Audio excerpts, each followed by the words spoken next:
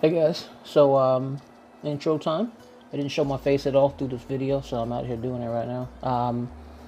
So today's video is smoked chicken, the whole bird, butterfly style, aka spatchcock, which usually I hate to do it, but it was a small bird, and I had the space for it, so why not, you know. As you'll see here in a minute, I seasoned it up with Meat Church's honey hot barbecue dry rub, yeah. Honey, yeah, something like that. You'll see the label in a minute. Just sprinkled a little bit of ghost powder in it too, ghost pepper powder, and man, that shit kicked it up. It was nice. I digged it. Let it go for about, I think the total time was 3.5 hours. Towards the end, my ending video here, or not video, my ending clip, I talk about how long it spent cooking, but I actually put it back on for an extra 30 minutes. So I think it went for a total of about 3.5 hours, about 300 degrees to 325. Most of it was at 325. And then, yeah, came out excellent. It wasn't juicy, but it wasn't dry either. It was a medium wet, I call it. It definitely had a lot of flavor, and I didn't lose anything by putting it on the extra 30 minutes. So that was nice. Let's talk about this cluster fuck of a mac and cheese I did here. I used the mixed shells, as you'll see here in a minute. I actually bought the wrong butter, so I didn't even use it. I used just the heavy not whipping cream. I used heavy creamer. And next time I do this, if I don't get the right butter, I'm just going to actually swap creamer for buttermilk. That's what I used to do in the restaurants. I know it comes out good. I like it. It helped. I think it does come out a little creamier even. The Munster cheese, I did actually use the whole block of that as well. And the last block of it I just shredded over the top before putting it on. The important thing when you're smoking mac and cheese is don't cook your pasta noodles all the way through. As soon as they start going soft, bits, go ahead and take them off the heat, strain them and drain them. Reason being, they're going to cook through the smoke session, so you don't want to get them all soggy by putting fully cooked pasta in the smoker. I left mine on there for about, I think, 1 hour and 15 minutes. Again, at 300, 325. And it came out great. I'd never put sour cream in my my mac and cheese, and it came out really good. So I hope you guys enjoy, and let's get started.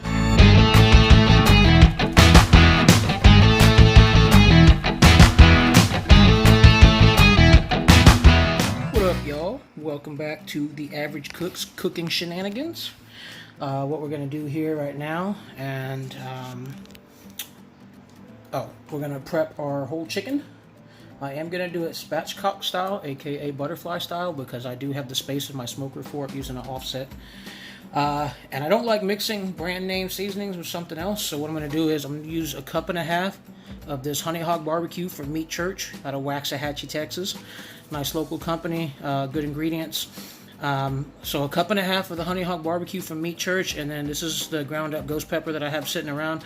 I'm going to use 1.5 teaspoons of that in the Meat Church, and that's gonna go over the chicken. And yeah, let's do it. All right, here it is. Just put her on the grate. I'm gonna add a little bit more seasoning to her. There's a couple of blank spots here. I'm gonna cover up, make it real good. I got her legs away from the. I got her breast facing the fire, the heat source. This is my middle rack. Well, not my middle. It's the only rack I have in, but there's one to the left and one to the right here. I'm going to start about 325 degrees and keep her below that.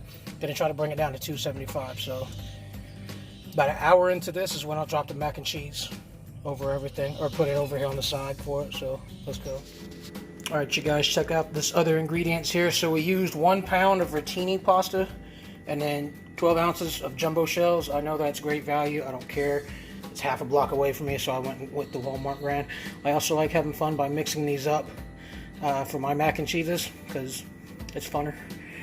Our cheeses here, I've got 16 ounces of Munster cheese, 16 ounces of sharp cheddar, and this H-E-B habanero cheddar classic. It says 30 slices. They're really tiny. They come out in a square form. So those are my 3 cheeses. I have some shredded cheddar. I'm not sure if I'm going to need them.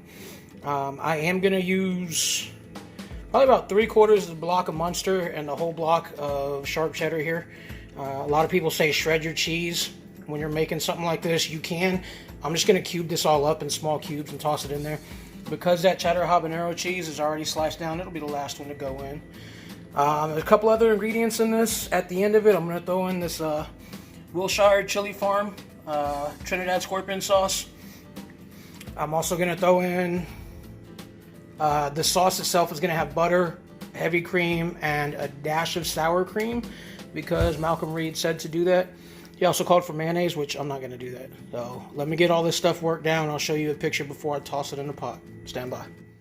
Here we go, guys. I think that's about 9 to 10 ounces of Munster cheese, the whole 16-ounce block of the cheddar, and then the little baby slices I have here, the cheddar habanero.